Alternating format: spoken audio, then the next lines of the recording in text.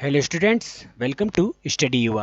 आज हम व्यक्ति और कार्य वाले सवालों को सॉल्व करेंगे जो परीक्षाओं में बार बार पूछे जाते हैं, वो भी बहुत आसान तरीके से। हमारा पहला क्वेश्चन है, एक किसान प्रतिदिन 6 घंटे काम करके एक खेत को 18 दिनों में जोत सकता है। तदनुसार उसे वही कार्य 12 दिनों में पूरा करने के लिए प्रतिदिन कितने घंटे कार्य करना होगा।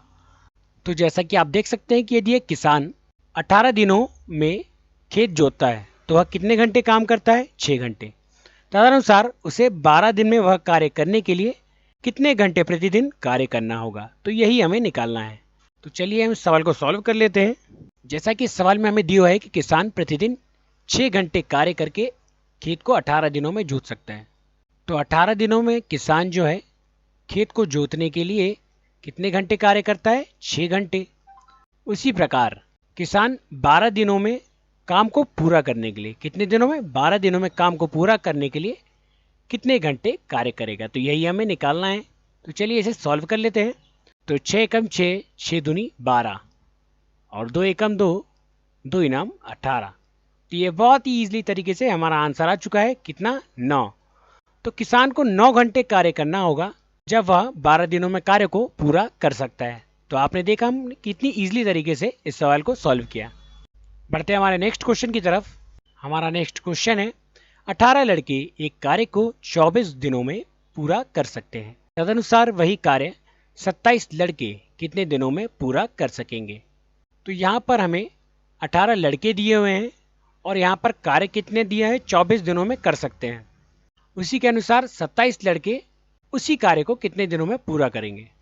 तो हमें यहाँ पर सबसे पहले हम इस सवाल को लिख लेते हैं कि कैसा कि 18 लड़के हैं और वह कार्य कितने दिनों में कर रहे हैं? 24 दिनों में। जब 18 लड़के कार्य 24 दिनों में कर रहे हैं तो 27 लड़के उस कार्य को कितने दिनों में पूरा कर सकेंगे, तो यही हमें निकालना है। 18 लड़के कार्य को 24 दिनों में पूरा करते हैं तथा 27 लड़के उसी कार्य को कितने दिनों में पूरा करेंगे। तो चलिए इस सवाल को सॉल्व कर लेते हैं। तो 9 दूनी 18 और 9 तिया 27 और ये 3 से जब 24 को डिवाइड करते हैं तो कितनी बार में जाता है? 8 बार में। और 8 दूनी कितना हो जाएगा? 8 दूनी हो जाएगा 16।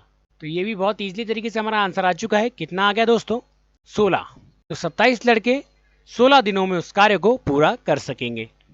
क्वेश्चन नंबर 3, 30 आदमी एक सड़क की मरम्मत 18 दिनों में पूरी कर सकते हैं। यदि उनके साथ 6 अन्य श्रमिक और लगा दिए जाएं तो वह सड़क को कितने दिनों में सुधर जाएगी। तो जैसा कि आप देख सकते हैं कि पहले हमें दिया क्या है? पहले हमें दिया 30 आदमी एक सड़क की मरम्मत को कितने दिनों में पूरा करते हैं? 18 दिनों में। यदि इसमें 6 अन्य श्रमिक और लगा दिए जाएं, मतलब 30 तो रहेंगे ही, हमारे 30 श्रमिक तो रहेंगे, प्लस उसमें कितने अन्य श्रमिक जोड़ दिए जाएं? 6 अन्य श्रमिक और जोड़ दिए जाएं, तो वह कार्य कितने, अर्थात वह मरम्मत कितने दिनों में पूर्ण हो जाएगी, तो यह बताना है हमें।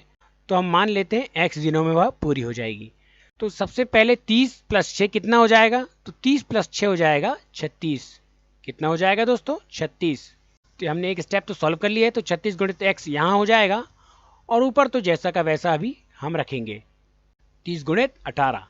तो चलिए इसे सॉल्व कर लेते हैं। 18 एकम 18, 18 दूनी 36 और 2 एकम 2 और ये 15 से 2 बार में कट जाएगा। तो 15 दूनी कितना हो जाएगा? 15 दूनी हो जाएगा 30। तो हमारा आंसर आ चुका है दोस्तों 15।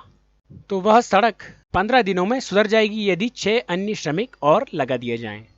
क्वेश्चन नंबर 4, यदि 80 व्यक्ति किसी कार्य को 6 घंटे प्रतिदिन कार्य करके 16 दिनों में पूरा कर सकते हैं, तो 64 व्यक्ति को वही कार्य 15 दिनों में पूरा करने के लिए प्रतिदिन कितने घंटे कार्य करना होगा।